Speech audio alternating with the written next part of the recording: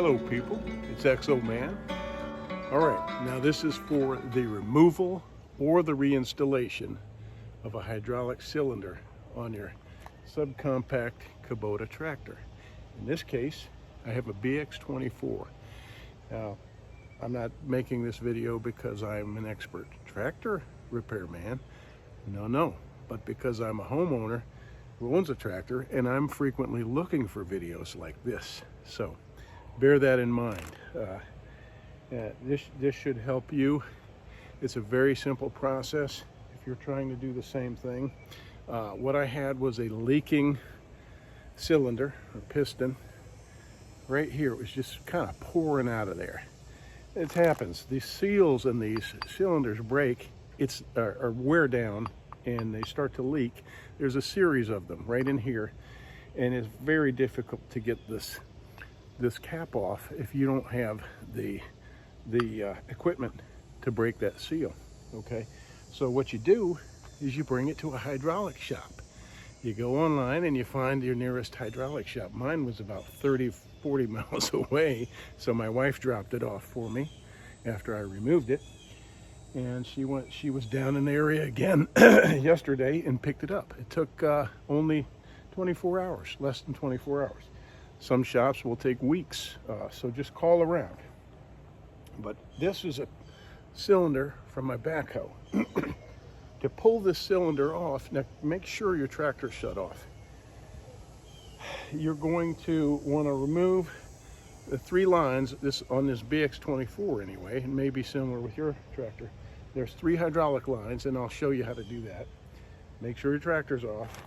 Remove those, they're quick connect lines. Then you're going to pull 2 lines off of here. One here, see that? There's 2 hydraulic fluid ports. Okay, then you're going to pull, so you're going to take those 2 lines off. There's one low down here. You see that? Low down.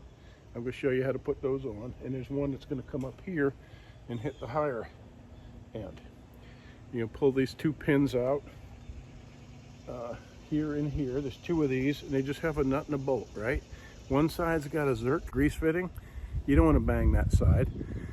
Just bang this other side, and you're going to send it through. I'm going to clean everything and re-grease it as I do this. But let's get started, okay? Let me show you now more in close-up. So to remove this pin, you want to put like the back end of a ratchet or something after you remove this. After you remove the bolt, the through bolt, the back end of a ratchet and the mallet, and just knock that pin through here. That releases the cylinder.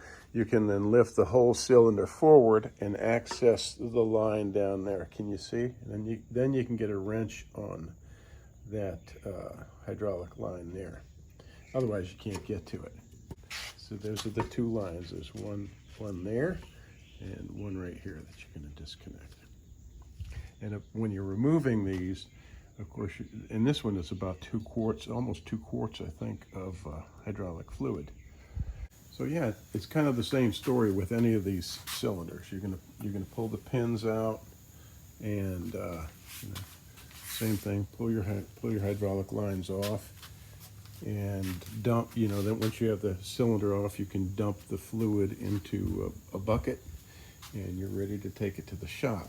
And some of them have retention rings around them rather than these through bolts.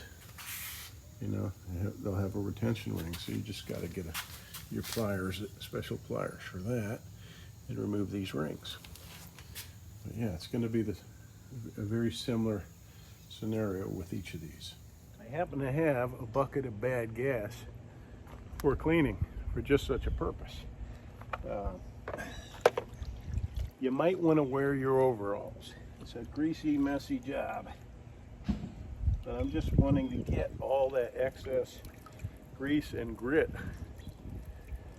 off of these ports here.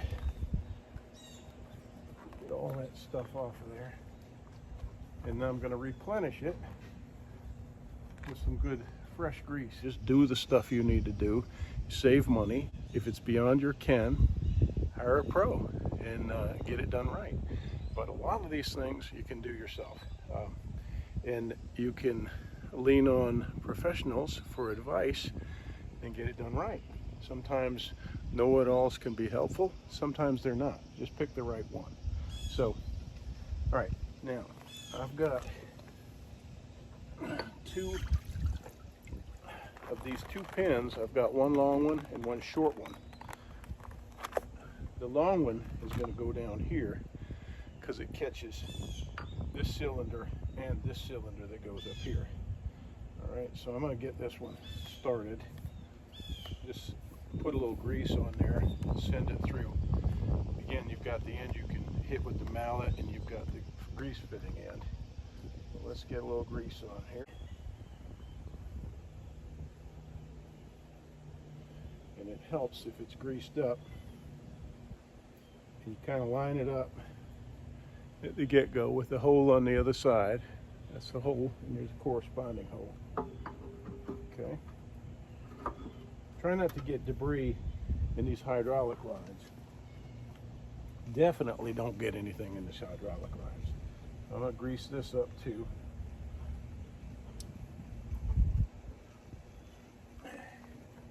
And the far side. Make sure I have that all cleaned out. And you see how it's going to go.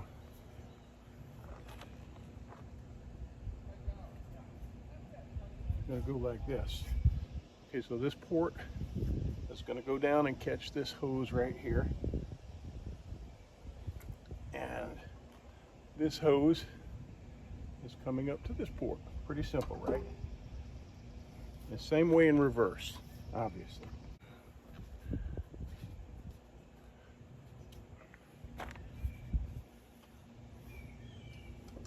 You want to get your wrench and make sure that you fully tighten this bottom hydraulic line on the cylinder before moving forward. Okay, I have tightened that fitting up. Now, let's see if we can get this lit up a little bit. Now I'm going to send that long pin through, make sure I have my bolt hole lined up with the hole over there. Let's see.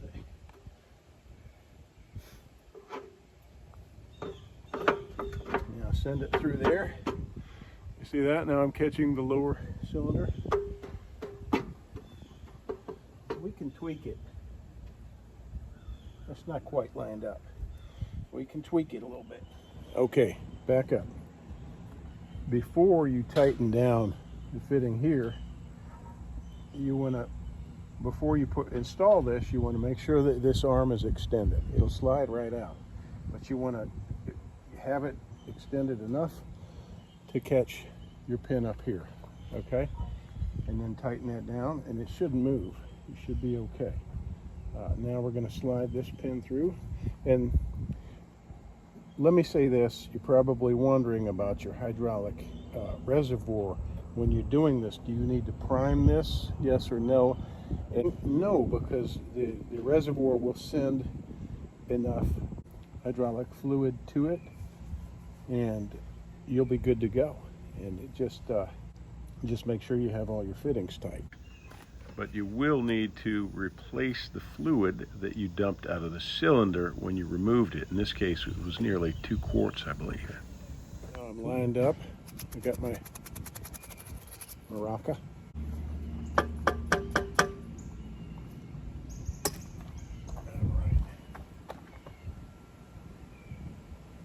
That looks pretty good. You can drop a large screwdriver down in there, like a Phillips, and tweak that, make sure you're lined up. Okay. I'm just tweaking it to make sure it's lined up.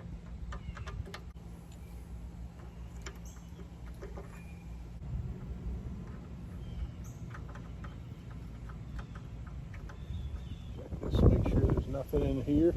Clean it out with a Q-tip if there is. I'm going to reattach that here. Tighten everything up, reconnect the hydraulic lines, and that will set everything in motion.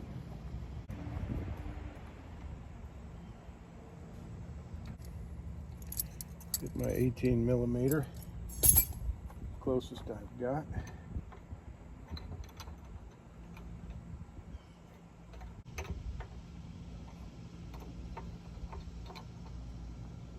Okay, now before I reconnect, I'll clean, make sure, I'm just paranoid, make sure there's not a bunch of grit down in here. These should be covered. There are caps. See that cap there? See this cap here? You should get these at a supply store. I have a Tractor Supply near me, and they don't have this 1/4 inch size, but you can buy them online.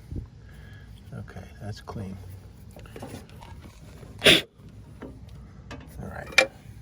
Now, be sure to look down in the comments. You'll find useless and useful comments. A little of both. Yeah, some smart, some smart ass. But be sure to look, because there may be something that I didn't explain that's really critical. But I really hope this helps you all. All right. Again, these are the 3. 1, 2, 3. Okay. Now I'm going to reattach them. This one's coming from down under, going in right here.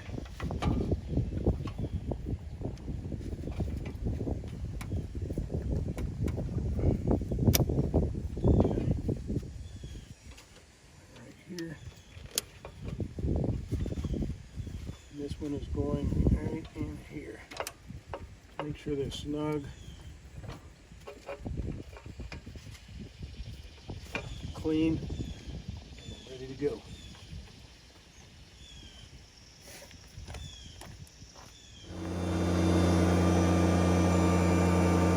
Alright, I hope this helps you with your subcompact tractor, and if you have a comment or suggestion, please leave it in the comments below.